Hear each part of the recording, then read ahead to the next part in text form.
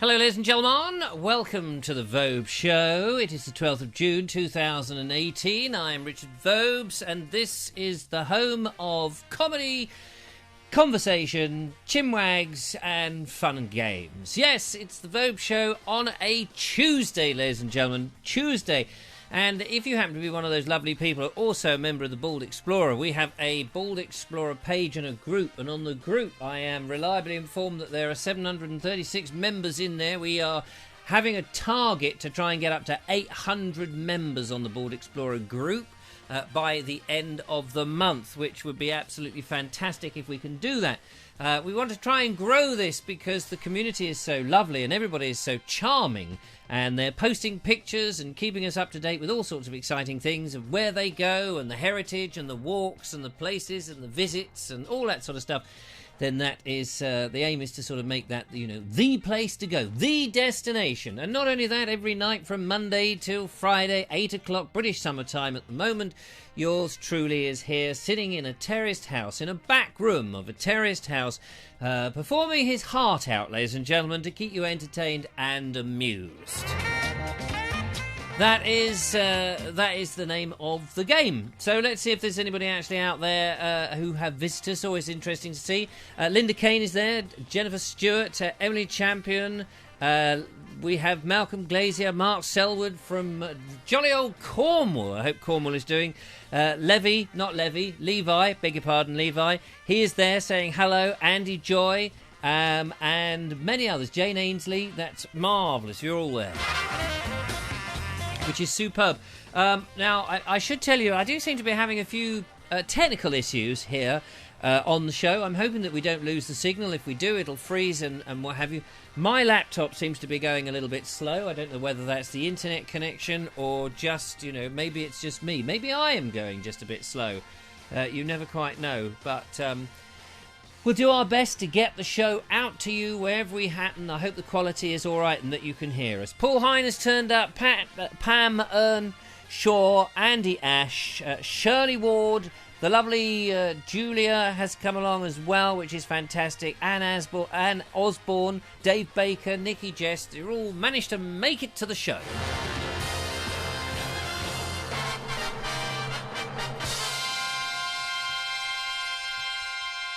Thank you very much, band. Thank you very much. That's the old band there. They're a bit bandy in the legs, but they can play their instruments, which is marvellous. And that's all you can ask for in this day and age, isn't it? Well, I've had a fantastic day. Been out with the lovely Julia and meeting up with Paul Couchman, but we'll talk about that a little bit later on in the show. Had a postcard. Yes, another postcard from overseas, ladies and gentlemen. Have a little look at this. Here we go. This is a postcard from Arkansas. It says here, greetings from the natural state of Arkansas. And I remember this, I've had a postcard from Arkansas, and this listener has been in touch, about 10 years ago. I wish I had the old postcards from 10 years ago, when the Vobe Show was but a podcast from a beach hut in Worthing in West Sussex at the foot of the South Downs and the edge of the English Channel back in those days. And I did get people to send in their postcards, which was lovely, because we had them. Of course, you couldn't see the postcard wall, which you've now noticed is growing. It's exciting. And when this particular person wrote in, I misread this. It's Arkansas, but I read it, as I often do. I make this mistake. I read it as Arkansas, because, you know, that is how it is spelt. But Arkansas is how it's pronounced. And this is Howdy Richard, and TLJ. Enjoying all your great videos. Keep on exploring, Charles. And this comes from the lovely Charles Stell, who, for the last 10 years, I've been calling him Charles Aloysius Stell. Aloysius is not actually his middle name. It's a name that I have given him, and it's kind of stuck, which is nice, actually. So there we go. And he is in Amity in Arkansas, in the piney woods, deep in the piney woods. So hello to you, Charles, and I hope you're very well and dandy.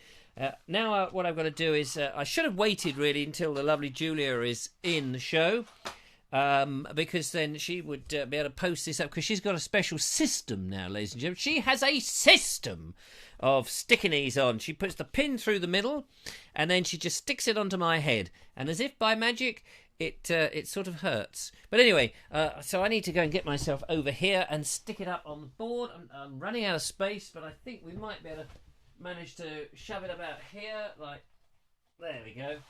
I don't want to block out Littlehampton. I'll be in trouble from the Littlehampton folk. And they are, actually, in Littlehampton, they're all dwarfs. Oh, they're very little in Littlehampton. They're little midgets running around. It's very nice. Now, you mustn't be, sizist. You mustn't be sizest these days. You mustn't be tallest. You mustn't be fattest. You mustn't be skinniest. You mustn't be baldest. You mustn't be hairiest. You mustn't be five-fingerist or nine-fingerist, two-fingerist, three-fingerist, one-fingerist. There's a lot of drivers who, when I'm driving around and I whiz in front of them, they seem to sort of like to show that they are one-fingerist. They seem to thrust their digit vertically at me, and I think, well, you're being a bit one-digitist. But they don't know that actually I have got, 8 fingers and 2 lovely, what do they call them, disposable thumbs. Mine aren't that disposable, actually. I like to keep hold of those, although some people can, if they get them chopped off with an axe. Not a nice thing to do, but there are nasty people out there in the world, which is good. So there we are. Let's have a look. Terry Wood has come along. Hello, Terry Wood. Hope it's all good. You're down there from Devon, which is lovely. My missus is only 4'8", says Andy Joy. What a joy for you. You don't have to. Hopefully, you don't have to look up to her then. She can look up to you and you can look down, unless, of course, you're only 3'6", which could happen. Richard Suggett says, yes, he's in Littlehampton. He is a Littlehampton midget. Actually, Richard Suggett, I would hardly say, Richard Suggett, that you are a midget. You, apart from when you're crawling underneath all those refrigerators that you do fix. Jennifer Stewart is saying a few hellos to everybody. Malcolm is talking about the Al-Lumpas. Is it Lumpas? I don't know. Steve Pilford says, you know what Hampton is in rhyming slang for? Little Hampton. Yeah, I hasten to avoid asking Richard if he has got a little Hampton. Let's hope it isn't so little. Maybe he's got a big Hampton and a big smile on his face too. You never know. Opposable, that's what I meant. Opposable, as opposed to the disposable variety which lepers have, which is a shame for them, but it's very useful to anyone who needs, a small image. You could often get these thumbnails, and that's the best thing to do, is to pick up the thumbs, the fallen thumbs from those lepers who lost them, and you can use the thumbnails for whatever it is on the internet that they use a lot of thumbnails for. I don't really understand it, but there they are. They're out there collecting them. There's probably a collector's item somewhere. There's probably a little book, when you see these fallen little midgets' fingers, not midgets, the dwarfs. No, not the dwarfs, the lepers' thumbs, and you get the thumbnails. You can probably stick them into a little sticker book. Did you do that when you were a kid, or do you still do that? Have a little sticker book and stick things in, all sorts of things. Levi Chalcraft says Southampton, Northampton, East Hampton and West Hampton. Yes, all the Hamptons on the compass. And you're a very lucky man if you've got 4 Hamptons in varying sizes, because I suppose, like the lenses on a camera, you can revolve them round and decide which is the appropriate one for the occasion when you need to get your Hampton out. Mark Selwood says, we can only wish we had a big Hampton. I don't want to pry, but I'm sure that there are probably some sort of little devices, aren't there? These little pump action devices, apparently, that... who was it in that film? I'll Behave. What was his name? The not Ace Ventura, the other one with Mr. The evil character. I forget his name. Anyway, it doesn't matter. All I can rely on is Crazy Hampton. Oh, you've got a crazy one? Is it sort of go round in circles like the clowns with their revolving bow ties? A revolving Hampton would be an interesting thing. Maybe that would be a Black and Decker. That would be a bit like a drill. I'm not sure I had one of those. Emily Champion says, I had a sticker book back in the 80s. What did you do with your book? Did you stick it in the loft? A lot of people stick their old memorabilia up in the loft. And what were you collecting stickers of? Were you collecting car stickers? Were you collecting stickers of sweet stickers, sticky sweet wrappers? Do you remember all those sticky sweet wrappers you used to get? They were quite fun. Dr. Eve Austin Powers, there we are. Thank you very much, Jennifer Stewart. That was the words I was looking for. You're very kind. Dr. Evil, yes, that's right. Debbie Martin says that she lives near Bedhampton. Well, you know, that's obviously bragging, because everybody who's got a big, small or indifferent size Hampton probably needs to get into the bed as soon as possible and make it work. Elaine Brazier is out there. Nice to see you, Elaine. Timothy Wareham says, I enjoy your malaproposisms. Richard, disposable versus opposable. I do my best to try and get my malapropositions properly prophesized, so that and prophesized as well, if necessary, so that everybody can be completely and utterly confused by the garbage that runs out of my mouth. As I said yesterday, I think it was yesterday when the lovely Julia was here, we have got 60 minutes to fill, and we have to fill it with something. And, you know, this is how it all works, ladies and gentlemen.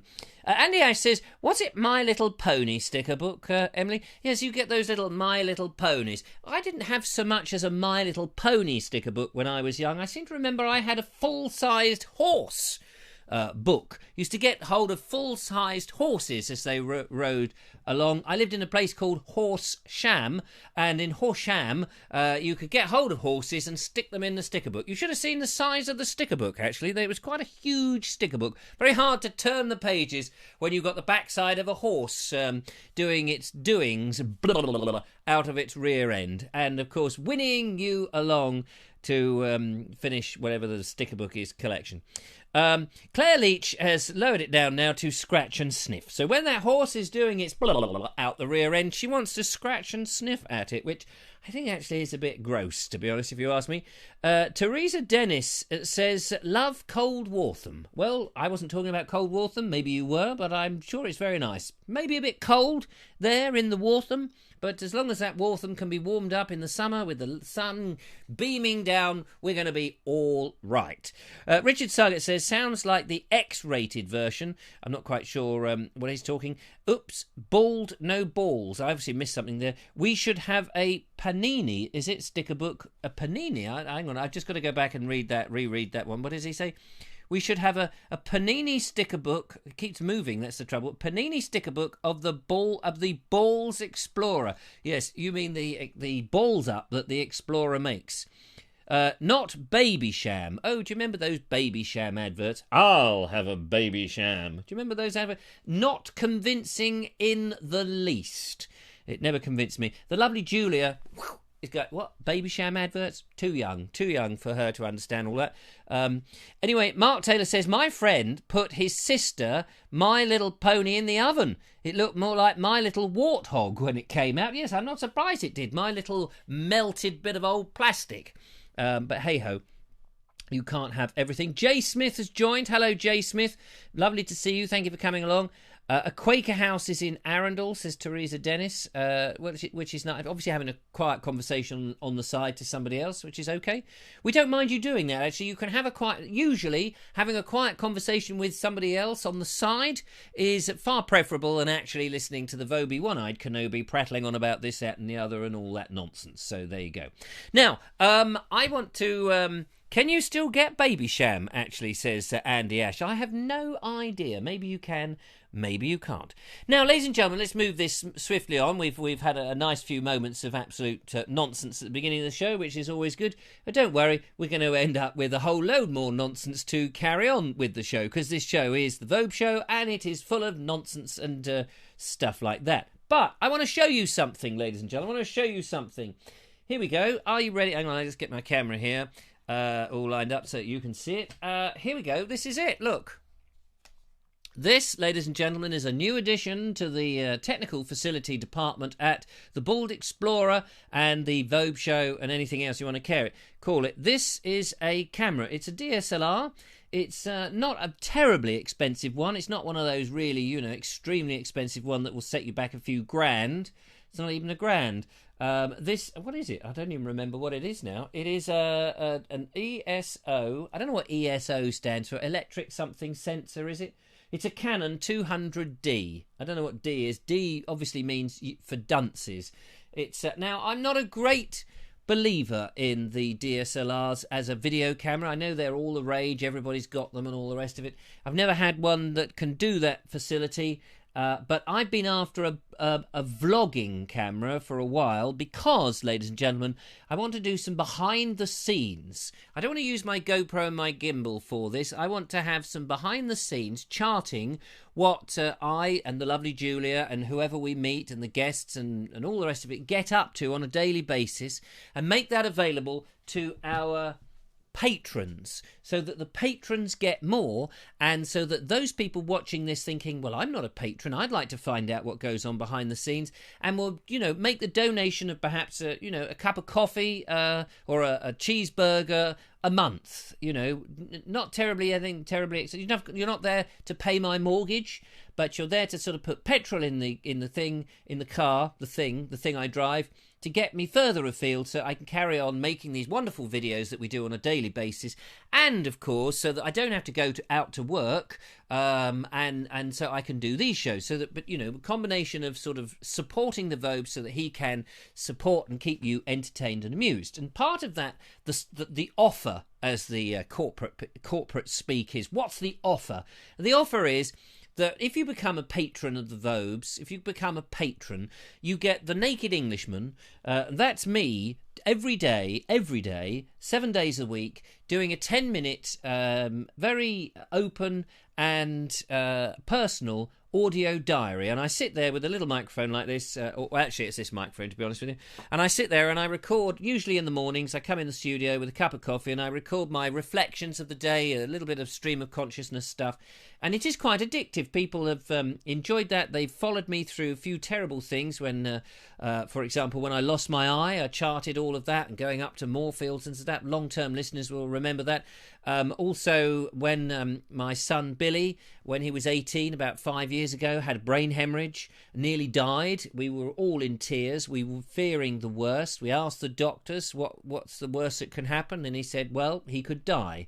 And we went through a huge emotional roller coaster. So there was that. Of course, it charted the whole business of looking after my father when he had dementia, and the whole stress that I had. And then when my sister came to help, all on the Naked Englishman. This daily, it's like the Archers. It's kind of like the Archers, but it's real. It's one person's thing and one person's story about trying to also get the Bald Explorer to work, to increase, you know, to make it work, to increase the audience, to try and earn money, to get rid of the nonsense work that one has to do, like the corporate work, to try and, you know, make it all work. Anyway, so that's that. You get that as already. But we're out and we're quite busy now, making these videos and going out to places and making sure there's a video every day. And it's taking us all over the place. As I said, yesterday I was in Biddington. Today I was at the Regency Townhouse. Tomorrow we're going to be at a horse rescue place. That's Wednesday. Thursday we're going to be out with Claire Leach at Arlington Reservoir. Friday we're I forget what we're doing on Friday now. Saturday with Wendy Wakelin, an attraction engine somewhere in Hampshire. Can't remember exactly where that is. And Sunday we're with Alan Piddington, going on a 1940s reenactment thing. So my diary has gone barking. And then later on in the year, ladies and gentlemen, later on this month, I should say, I'm in I've lost the picture now. I am in the Forest of Dean for 4 days, and I want to, you know, make the videos in the normal way and behind the scenes vlog a little bit for the patrons. So I may release odd bits for the general public, but it's for the patrons, because I want to give you more, and I want to give there to be reasons so that people will go, do you know what? Giving him a couple of quid a month is actually worth it, because he works so hard. We get a lot of entertainment out of it. We've made a lot of friends. It's all good fun. Blah-de-de-blah-de-de-blah, blah, blah. So, you know, and at the moment, I'm working so hard, there is very little time to breathe. But I am managing to breathe, because if I didn't breathe, I'd go blue in the face and peg it. We wouldn't want that, would we? So I bought this camera here, ladies and gentlemen. Let me just go back to the comments to see if we've got anything. This week sounds very exciting, says Levi. It is actually. I'm looking for it. Definitely recommend The Naked Englishman, says Claire Leach. Thank you very much, Claire. That's very kind of you. Supporting Richard is money well spent. Absolutely, that's very kind. Going glamping, says Andy Ash. Yes, in a gypsy caravan. I haven't got the picture in front of me anymore. Big thumbs up to supporting Richard. So just to explain this camera, it was actually about £500, which is sort of middle of the road. You know, my GoPro was I think £300, and it's $350. I think the GoPro 6 is more like £400. So this, I reckon, was reasonable value. It's not the best. I played with it a bit. It's okay. It's okay. It's going to do what I want. It's middle of the road, entry level DSLR. It's okay. What you can see on the top here. Let me go back to my cameras. Oh, nearly lost it then. I've got a little Manfrotto tripod, which actually was given to me by one of my lovely listeners, viewers, I should say.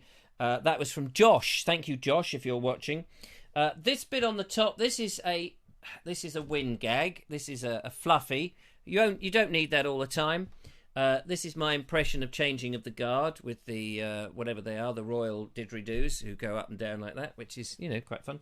On the top here, this is a Rode. It's a Video Micro. It's a tiny little microphone. It goes on the hot shoe on the top of the camera, plugs into a microphone socket. Gives you it. The sound is okay. I wouldn't say it was brilliant, but it's okay. It's good enough for the vlogging, behind the scenes sort of stuff. I'll show you a demo in a minute. It comes with the lens, which is detachable, so you can put your own lenses on it. It's a Canon camera, so it's, you know, it's a branded one, a trusted brand. It's okay. There is one defect with it, which I will mention already. Whenever you're doing a selfie, you know, and you're filming yourself, you want to line up the camera so that you can see yourself. It does have this. The lighting in here isn't brilliant, I have to say, so it's all a bit dark, really. But it has this little flip-out screen, which can turn all the way around. Okay, so you can see both sides of it, which is handy. But when you're filming yourself this way, it flips out to the side. Well, I don't know if you can. The lighting in here is really terrible. I do apologise for that. Let's see if I can just up the... Has that made a difference? There we go. You can see here... Where is it? There. That the plug slightly obscures this. And when you're plugged in, you can't turn this round very easily. But, you know, that's just a minor thing. There we are. I'll just turn that back down a bit. But anyway, it's quite useful, hopefully, and We'll see. So the idea is to film bits every day, put them together into one video at the end of the week. So on a Saturday and Sunday, you'll get the video of the week, which will show behind the scenes of what we've been doing. So here is a little bit of what I've been up to. Hang on a minute. Let's see if we get this.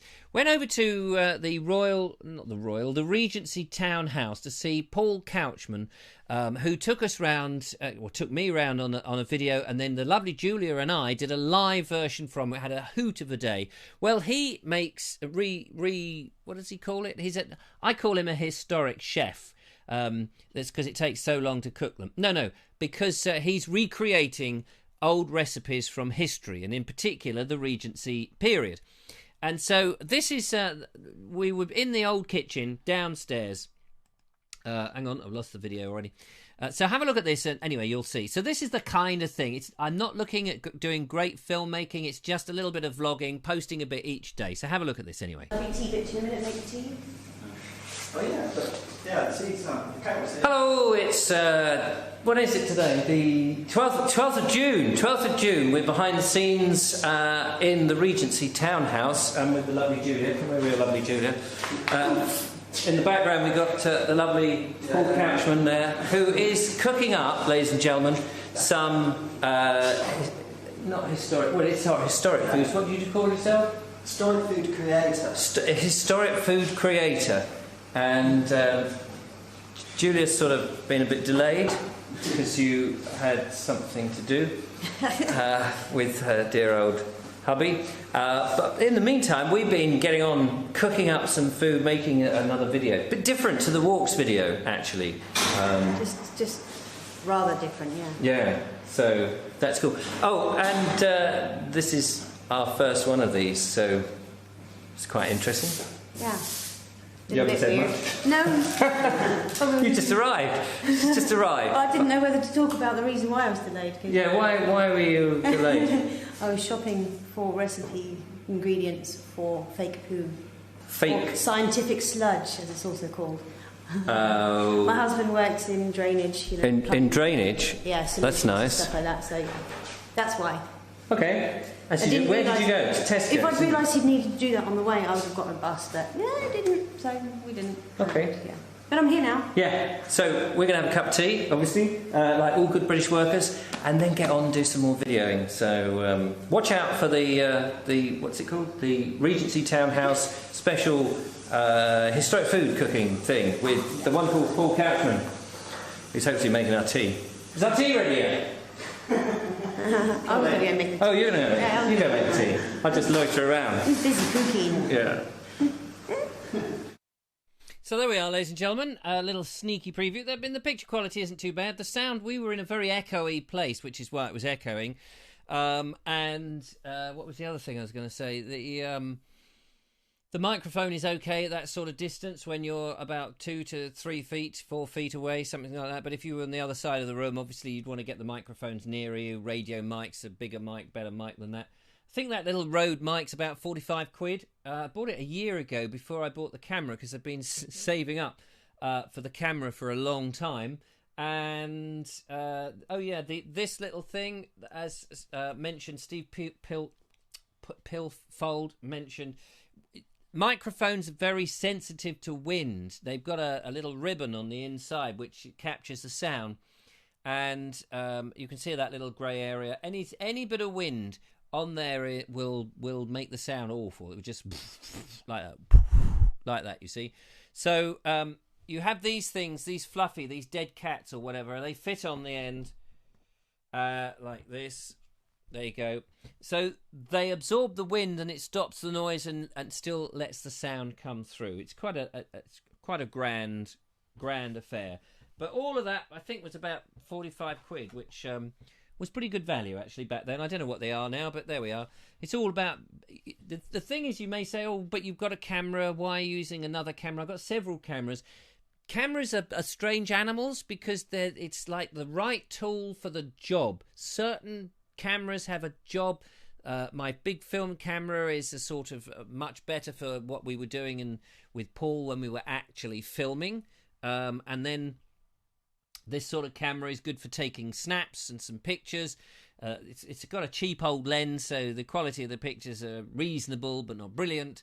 All the effects on the camera, but plenty good enough for me. I'm not that terribly worried about the pictures.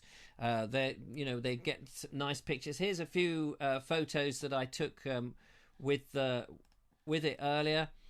These are the bases of the chocolate tarts that Paul was cooking earlier today, which were very nice. Here she is, the delectable and delightful Julia, practicing her yoga at the same time as recording and operating the boom on the microphone there, which was fantastic.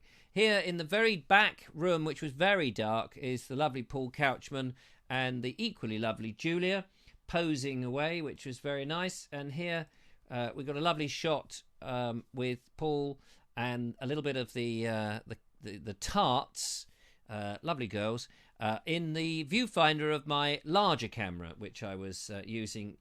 We filmed it today. None of it's been edited or anything. Here are the tarts. They are chocolate covered with sprinkles of grated chocolate in a pastry base with a special mix. And some very small strawberries. I can't remember what they're called now. Artichoke strawberries or something? Arabian strawberries? Some sort of weird strawberries. Anyway, there they are. So these are just... it was all very low light, really, in this place, unfortunately. But hey-ho, there you go. Riding on a donkey, as they say. Riding on a donkey. Richard Suggett says he's hungry. Richard Suggett's always hungry, I should point out. I'm not surprised, says Jennifer Stewart. Not surprised about what? And everyone else is saying lovely pictures. I don't even have a proper something or other, says somebody, and I missed that. I don't even have a how big is your camera? Oh, Alpine Alpine, yes, there we are. I knew they were from somewhere. I'm counting, says Mark Selwood. What is he counting? Counting the strawberries or counting the minutes to the end of the show? Could be either. So there we go. So we had a nice time. I was hoping to do 5 recipes today, ladies and gentlemen, film 5 individual recipes with the lovely Paul Couchman and have one video a day in a week or so's time, so that would be great. I thought we'd managed to do that. How many recipes do you think we managed to do, ladies and gentlemen? How many? We broke it right down into the elements of story. You know, each element filmed separately, like putting the sugar into this thing and then grating the chocolate and scooping the cooked results into a pan. You know, how long do you think? We were there from about 8 o'clock in the morning, and we finished at about 2. So that's 9, 10, 11, 12, 1. So that's 6 hours. So, you know, in 6 hours, ought to be able to get maybe 5 recipes, maybe 4. Was it 4 recipes? Did we manage to get 4 videos, 4 independent ones? Steve Pilfold is saying 2. Richard Suggett is saying 1. Linda Kane is saying 1. And I'll tell you the exact number. 1. It takes far longer than you think, far longer than I thought. I'm always underestimating how long and how finicky I am when it comes to film. We only got 1 done. But in doing that 1 that we did, we've sort of worked out a format and a process, and the next time we hope that we might be able to do 2. But I think you'd be pushing it to get 2. And that was a simple recipe. Of course, we had to actually wait for the things to cook as well. And in between that, we were having cups of tea. So there we go. Why is this fine on my phone but useless on the laptop, says Linda Kane. I think it's because it's Facebook. I think that's why the streaming doesn't always work. If you're watching on YouTube, of course, it should just come down anyway. I'm hoping it's all working. That's why I've stopped filming any cooking that I do now, says Richard. So, yes, I know. It's a nightmare. And, of course, I was explaining to Paul Couchman that, something like the Saturday morning breakfast or whatever it's called, or the Nigella, whatever her name is, that fat bird on the telly. You're not supposed to say that, are you, anymore? Because now I'd be deemed to being racist, fattest, thinnest, single-digitist again. But anyway, that woman... It's funny, everyone supposedly loves her. I'm she's okay, but I'm not at all. What is the word I'm looking to say? Find her particularly beautiful or attractive. She's just, she's fine. She doesn't really do it. She doesn't do it for me. Anyway, so what was I saying? Oh yeah, when they're in the kitchens, they've usually got 3 or 4 cameras. They got cameras overhead, looking down. We broke this up. Instead of just sort of him cooking with a locked off camera, if I was doing it on a live show, you'd kind of do that. Because it's a video, we're getting shots of stuff being spooned out and then shots coming spooned into something and all the rest of it. I'm hoping it's all right. I haven't looked at the rushes, actually. We were filming in quite low light. Well, the lighting was quite nice, actually. But I've got a slight technical problem with my editing machine's monitors. Everything comes out in a funny cast. And I think my graphics card is shot to bits. I don't know why, but I've just bought this camera, so I can't afford a graphics card. A graphics card would cost the same as the camera. It's amazing. Andy Ash says Nigella is gorgeous. Well, I'm sorry, but I beg to differ. Always okay on the phone. Oh yeah, blah blah blah. She's a good cook. I'm not denying whether she's a good cook. Are you more of a Kate Humble man? No, I'm not keen on Kate Humble. If you like that kind of posh tart, says Mark Selwood.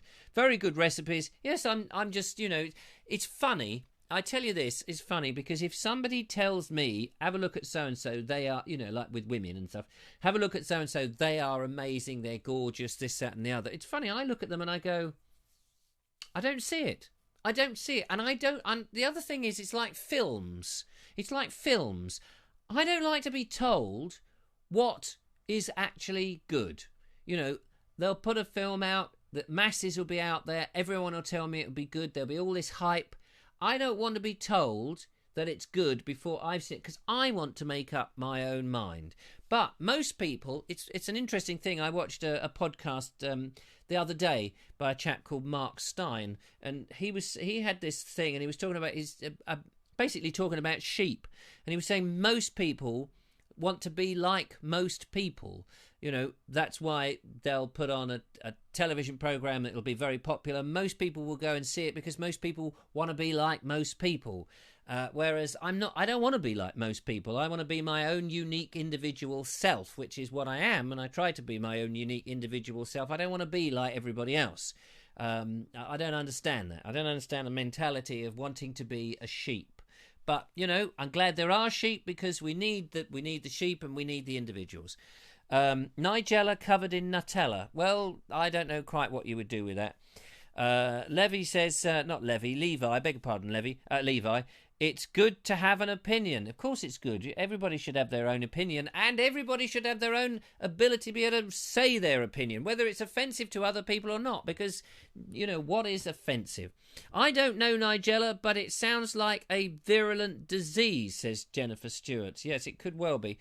Christy Phil says, I've got a Canon G1, 3 megapixel circa 2000. I still use it. Takes good portraits and close-ups. There you go.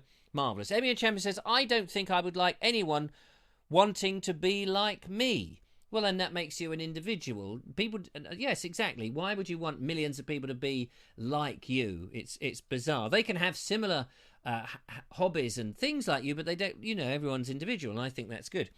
Why do people want to be like everybody else? Says Levi. I don't get it. I don't get it. Rachel from Countdown is a lovely, clever lass. Well, she may be. I don't have a television, ladies and gentlemen. This may shock you.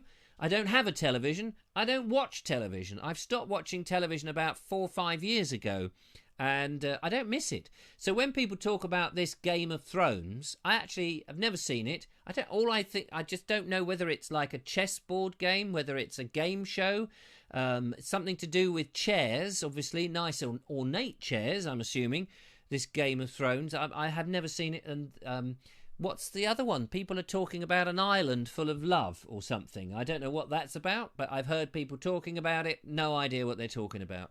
Then there's The Crown, I think, or some Queen thing that we were talking about today. Paul Couchman mentioned it. Julia seemed to know what it was. Had no idea. Never seen it. Don't know what it is.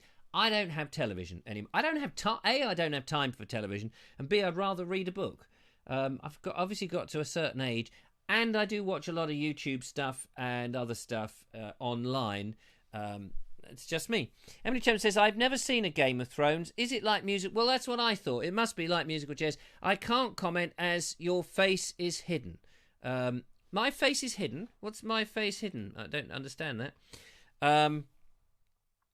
Judith Oakley says, I watch far less TV now. Since watching this. Well, yes, of course. If you're watching this every night, you haven't got a chance. Pilford says, hang on. When you say I'm TV's Bald Explorer, how do you know you're on TV? Well, I was on the community channel. They used to take that. It was on the TV. And obviously, I've seen my own programmes on the TV. And of course, a lot of people have smart TVs. Smart Answer coming up. Smart Alec Answer coming up.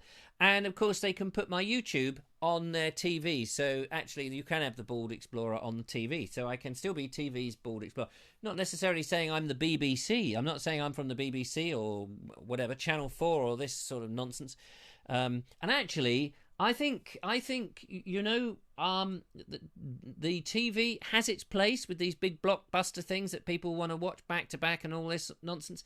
But I think things like YouTube and Facebook are the answer, will be the future, because TV can't do what we're doing now. You know, this tiny little community where you can comment, I can read your comments back and answer them. David Halier says, I've never watched Game of Thrones, but I did drive past a castle that features it when I was on holiday in Croatia last month. So there we go. That's interesting. Levi Calcraft says, Game of Thrones, I think, is some sort of war movie. I don't recommend it. I don't watch TV much. It's all rubbish, says Claire Leach. This is how I came across the Vobes on the community channel. Thank you very much. There we are. Game of Thrones soft porn, says Jennifer Stewart. Well, there we go. You know, what's the point of seeing soft porn when you can get plenty of hard porn if you just switch on your computer? It just seems to jump out at you. It's a job to get shot of it. I don't quite know why people would then want to be trying to sort of watch, you know, blockbuster movies full of it when I'm just constant. It's, to me, this porn business, it's like, you know, that game of moles coming out the holes, and you have a whack the mole, I think it's called. I mean, that's the trouble. You get these pop-ups coming up, and it's like some woman with her breasts hanging out, and you're going, get away, keep whacking away all this obscenity stuff. It's terrible. Mark Silver says, I've never watched Game of Thrones 2. Dave, US dramas don't appeal to me, even though I guess it's got mainly UK cast. Well, that's it. All the bad is in the American hits are English, aren't they? Because the English make the perfect baddies, apparently. Richard says TV is becoming absolutely as alternative media is taking over. It's funny. I listen to Radio 4 from time to time. They have a programme called The Media Show, and they're often talking about how the TV industry is desperately trying to reinvent YouTube or catch up with YouTube and serve the young and all the rest of it, and say we're trying to tease them back off YouTube. But of course they can't, because what they won't do is put people like me on the BBC, and actually I'm too sort of, you might think I'm a bit quirky, but actually I'm too stable, really.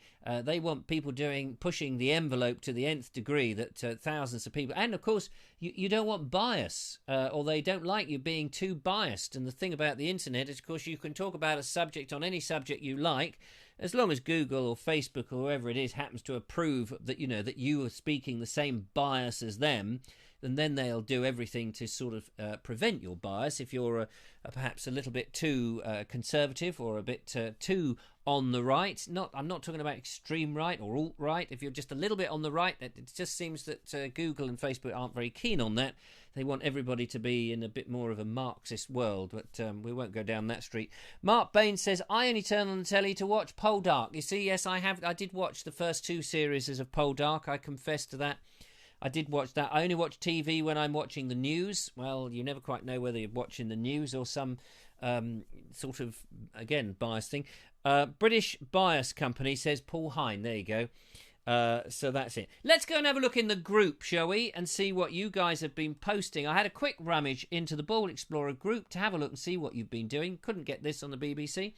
And, of course, these pictures are taken at random. I don't always know the whole story behind them. There's just one, and the idea of this is really just to encourage you guys to go and have a look in the Bald Explorer group and see all the lovely places, and give you an idea of some places to go to, because people run out of ideas. They like to go out and they think, where can we go? And you'll go to the Bald Explorer group. People have posted lovely pictures. I'm always inspired on these places, and it's absolutely fantastic. So let's have a look at that now, shall we?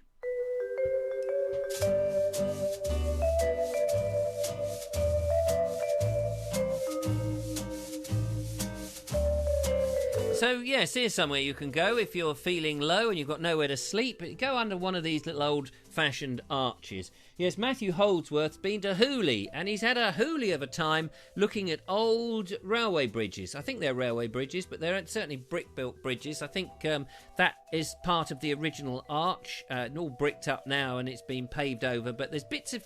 It's amazing how there is bits of architecture all over the place that's from our historical past. And then, bits of it stay. And it's great. As you wander around, you can see what's left.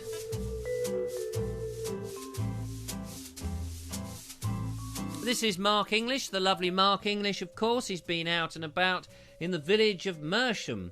And he's been visiting a church there. He's posted a few pictures and a short video, of course, which is very nice. He's been rehearsing his play, The Merry Wives of Windsor, which is on fairly soon. If you get the chance to go and have a look, check it out. He's a lovely bloke, is Mark, and he's a contributor to our show, which is great. Mark Selwood has been to a place which I'm going to cock up the pronunciation, of course. Pedden Vounder Beach near Land's End. I'm sure I've made a right mess of that, haven't I, Mark? But it looks absolutely delightful and pretty much deserted. So that is very nice. If you want to go somewhere, then nip down there at the moment. I'm not quite sure when you did that picture, but if that was today, what a lovely time to go. Absolutely brilliant.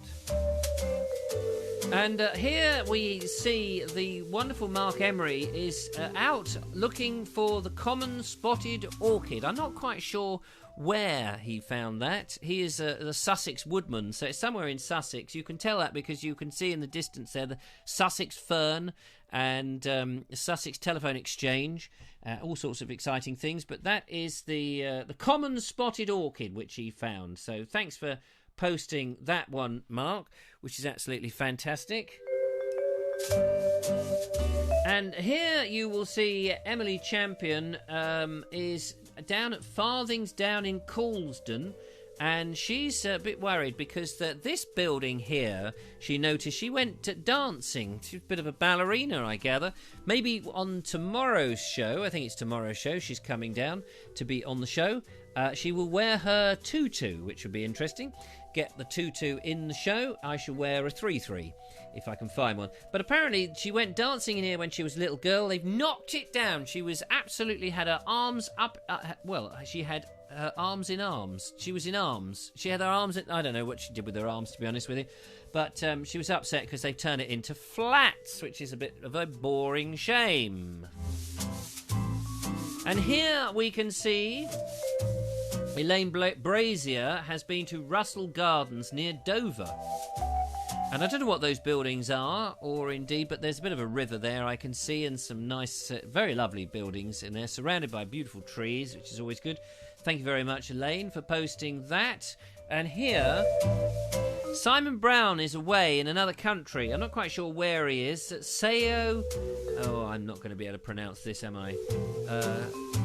Vicente. The Vicente Caves, is it? Sao Vicente Caves. Is he in Spain or South America somewhere? Anyway, there's this old bridge that's in a bit of mist. I don't actually think it's worth going there because it looks like foul weather. But he's been posting some pictures. He seems to be having a lovely time, which is rather good. And Paul Hine has been asking this question: where am I in Sussex? And who lives in this house? This is a lovely thatched house. As you can see, it's got a bit of flint and brick on the chimney and around the windows and stuff. There's a blue plaque by the looks of things, but where the hell is it? Who lived there? I don't know. I have no idea myself, but maybe you know the answer. Ed Warren has been posting pictures of his bird table. Not bird table, his little bird... What is it? Well, I suppose it is a sort of bird table, isn't it? He found this public bridleway. It was taken out of the ground and replaced by another one, and it was just left strewn very close to his house in North Chapel. So he thought, well, rather than anyone take it away and burn it or dispose of it, he grabbed it and stuck it in his garden. It's very nice, and it attracts all the starlings, as you can see. So thanks, Ed, for posting that. Always good. And finally, up in Liverpool at the docks, Chris Nash has been taking some pictures. And there's a building that looks slightly on the piss, but even that is a lot less straighter than it was. So there we go. I've never been to Liverpool, never been there. I must go to Liverpool sometime at some point, some juncture in the future, ladies and gentlemen. So there we are, 10 to the hour, if you wanted to know. If you look at your watches, it's 10 to the hour, British summertime, 10 to 9. And I am up and away again in the morning, doing another bit of, well, I'm not sure if I'm filming or having a recce, going to a horse rescue place tomorrow. It's all very exciting. So there we go. Mark says it was a tricky and warm... Oh, he's gone. Sarah Paul says, evening, sneaking in quietly. Hello to you, Sarah Paul. We did a lovely film with Sarah the other day, and it will be coming out, doing the rounds, no doubt, in the X-rated department. Oh no, not that kind of film. We were filming. It was nature, so it may have been related, but wild flowers. And I think Sarah and her husband David, they're a pair of wild flowers. They're going on holiday very soon. I need to send you, Sarah, those pictures, don't I? I've just haven't had a moment to myself. Malcolm says, go and visit Felpham, Richard. Yes, I must go and visit Felpham. What at Felpham should I go and visit? What should I be looking out for? That would be interesting. Dave Baker says, great pictures. Yeah, they are all great pictures there that posted by members of the group. Go and check them out. We've got 736 at the moment. We're trying to get 800 members by the end of the month. Emily Champion says, I've never been to Liverpool either. No, I'm... when I kept going up to see Harriet, who now, unfortunately, we're no longer an item. A single man, ladies and gentlemen, by the way. I'm an eligible bachelor. Yes, whatever that means. Well, perhaps not this so much. I'm not really eligible because I'm impecunious. An impecunious bachelor with no time. So probably, worth, what is it? Swiping to the left or the right. I don't know which way you swipe. Probably swiping down to the bin is probably more appropriate because I've got one eye and a bald head. Anyway, so when I saw Harriet, I used to go up to Shrewsbury, and near there is that other place with the timber frame buildings, the black and white. What's it called? It's the county town of Cheshire. Cheshire. Chester. There we are. Chester. Got it there. The brain is a bit slow, a bit tired actually. And in Chester, just a bit north of Chester, and you've got to get up to Liverpool. Never been. Levi says he's never been north of York. York is lovely. I have been to York a couple of times. Mark Selwood, yes, I'm married to the show. More like chained to the show. You guys won't let me stop. That's the trouble. You guys, you're not stopping none of this having nights off, Malark. If I have a night off, everyone gets a little bit upset. So there. William Blake lived there, says Claire Leach. What, in Liverpool? I know, is he, William Blake is buried, isn't he, in London? Is that a different William? There's a William that's buried in London in... I made a video close to where what's his face, who had his head in the stocks, who wrote Man Friday. Who was the guy who did the tour of Britain? He did it. I've got the book. It's in the back there. Robinson Crusoe. You know, what's his name? You'll come up with it. I can't remember. Jeff Jacobs says, starting your 4 days, Mark. That went over my head. Andy Joyce says, I got some pickies from the missus and the kids. Went to see the Terracotta Army. Oh, wow. That sounds really interesting. And the World Museum Liverpool had a couple of weeks ago. I had to pop them on the page. Yes, you must, Andy Joy. That would be a joy to see them. So that would be good. Paul Couchman is having a good old laugh, which is nice. Malcolm Glazier says the lovely church, William Blake House, and the village and the seafront. Is that up? Still up? Is that in Liverpool? Because I'm sure he's buried. Oh, all at Felpham, is it? Oh, it's all at Felpham. Oh, there we go. Daniel Defoe. There we go. Daniel Defoe. He's the one who he wrote, as I say, Man Friday. What's the Robinson Crusoe? And he was famously shoved in the stocks, wasn't he? He was. He. I think they. Can't remember what it was for now. He was tried, and he was somebody who believed in free speech and just went against the crowd. He was somebody who didn't want to be like everybody else. And in fact, Daniel Defoe, I think, if I'm right, is credited with the first person to write the modern novel. If I and he was around. When was he around? He was around in the mid-17th century, because he took part as a young soldier in the English Civil War. Oh, the old memory clogs are working there. The brain has turned just a small smidgen. So there we go. Graham Whittington is saying Belloc. Robinson Crusoe, Frank Carver. Yes, that's right. William Blake, great visionary. Wasn't he a poet, William Blake? Wasn't Daniel Defoe in Spider-Man? No, Daniel Defoe was not in Spider-Man, unless Spider-Man went back in space. A Swiss Family Robinson, says Paul Couchman. I don't think it was that. That's a different story altogether. That's an American thing. I seem to remember watching the Swiss Family Robinson on the telly. No, we're talking about Robinson Crusoe. You remember Robinson Crusoe? Da da da da da dum da da da da da da. How does it go? Da da da da da da. No, I'm getting confused now. I'm getting two songs mixed up. How does Robinson Crusoe? I always remember the black and white film that's this TV series where they had the tide coming in like that low-level camera, and the tide was coming in. Da da da da da da da da. No, I get da da da da da da. No, see, I've got two tunes mixed up. Yes, amongst other things, Richard. Yeah, I get everything mixed up. Man, didn't he? He wrote Molly.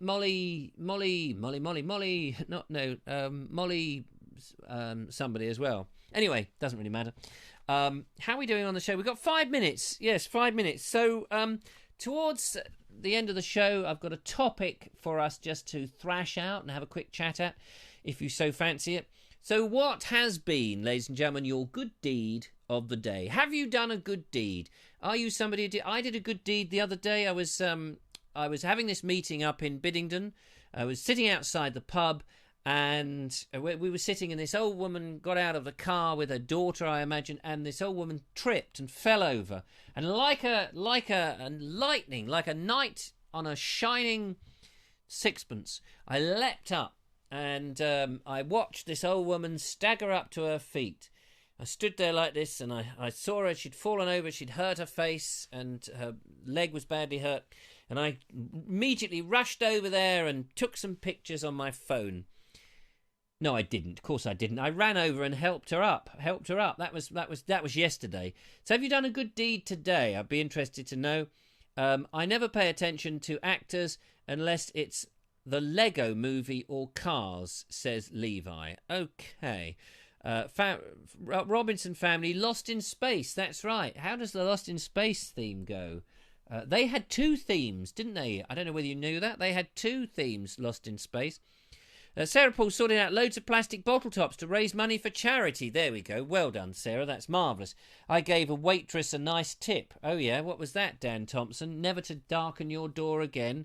Or, here's my phone number, love. Come round when the missus isn't watching. Richard Suggett says, I fixed a walk-in fridge at midnight last night. Does that count as a good deed? I think so. And also, Richard, you know when I popped round and you were on call...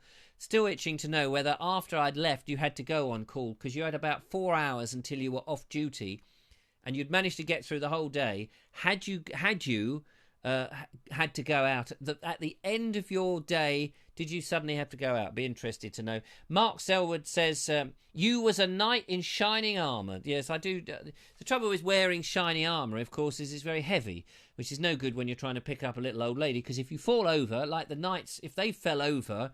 You know, these knights at Agincourt, not the longbowists, but the knights who were there, if they fell over, they wouldn't be able to get up because the armour was so heavy. Linda Kane says, reached up for a lettuce for a lady in a wheelchair in Waitrose. I misread that. Thought you said Woolworths then for a moment. Emily Champion says, the only good deed I did today was to run my brownie unit tonight as a volunteer. Well, there we go. That's all good. Sue Blout says, I put an elderly gentleman out of his misery.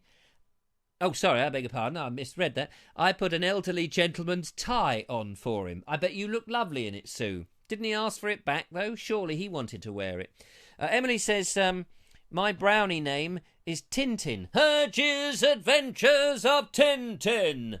The Crab with the Golden Claw. Episode 3. Catching a man with a nasty breath. Section, what it was, Herge. It was all good fun. I remember that. The Adventures of Robin Hood, 1964. Robin Hood, riding through the glen. Robin Hood, he's not Big Ben. No, that's not right. None Saturday, but called out Sunday morning, which was my allotment time, so he wasn't happy. Oh, thanks, Richard, for putting us out of our misery. I paid my bus fare with the right change on the bus. Well, that would have kept the bus man happy, wouldn't it? Because they don't like giving you change. They don't like stopping anymore, I don't think. Anyway, ladies and gentlemen, we come to the end of the show. Thank you for your good deeds. My good deed was to turn up here on time. Just as I put the computer on, guess what? Windows decided to do a massive big update. He's had to turn the machine off, start it up, and all this. I'm going, oh my God, I've got a show to do. Come on. Anyway, we seem to have got through it, so that's marvellous. Back again tomorrow, and in tomorrow's show, we have a guest. We have a guest, a lady who I have never met. I've seen her on videos. She is on the group. She's actually watching as we speak now. Yes, ladies and gentlemen, the lovely Champs is going to be here. Not the lovely Julia. Lovely Julia is having a day off. She'll be very interested to see how the lovely Champs gets on. So will I. We have Emily Champion visiting here in the Vobes One-Eyed Kenobi studio. Now, I should warn you, Emily, my house is very, very humble and usually in a bit of a mess, so please don't judge me. However, we're all going to have a lovely time, so make sure you're here about 7 o'clock, which would be good. I should be there, hopefully back from the horse rescue place. I should be, because the lovely Julia and I have got to pick up the lovely Julia's son so that he doesn't get stranded at school, and then I can get back. And I've got some editing to do beforehand because I'm really late in getting all these walks done, but it's all going to be gone. As usual, Nikki Jess is off. She likes to hot-foot it away from the show. She's almost like wants to be the first out. So good night to you, Nikki. It's always good. Bijou, says Emily. No, it's definitely not bijou. It lacks. I'll tell you what it is. It lacks the woman's touch. It does my house. My son and I. His girlfriend is there, and in their room it's immaculate. Everywhere here. Don't do the old, finger along the thing. It's not selling it to you, am I? Anyway, so there we go. Hello, Bob Smitherman, who's just joined, but we're finishing the show now, so thanks very much for coming along. Lovely to see you. It should be fun. You'll be crammed in here next to me, and if you've got a postcard, then, you know, don't forget you can send a postcard to the show. There's still space. There's still a little bit of brown space. Anyway, we've got to go, so thank you so much for coming along, and you know the score. If you hear this music, it means it's time for me to say arrivederci. I have to go. Bonsoir. And all those other ciao baby, ciao baby. Time to say au revoir. Thank you for coming along. It's been lovely. Thank you so much and all the rest of it. Don't forget, if you want to be a patron of the Vobes, go to thebaldexplorer.com/support, I think it is. Let me see if I have got the thing. Yes, you can support the Vobie One-Eyed Kenobi, and that's not the right caption, is it? No, here we go. Patron of the Vobes, you can become a patron. baldexplorer.com /support, price of a cup of tea, and you will get the new vlogging stuff as well as everything else. So there we go. How lovely is that? I will put permanent links up somewhere at some time. Until then, thank you so much. Take care, one and all. But from me, the Vobie One-Eyed Kenobi, ta-ta for now. Bye-bye. Goodbye. Goodbye.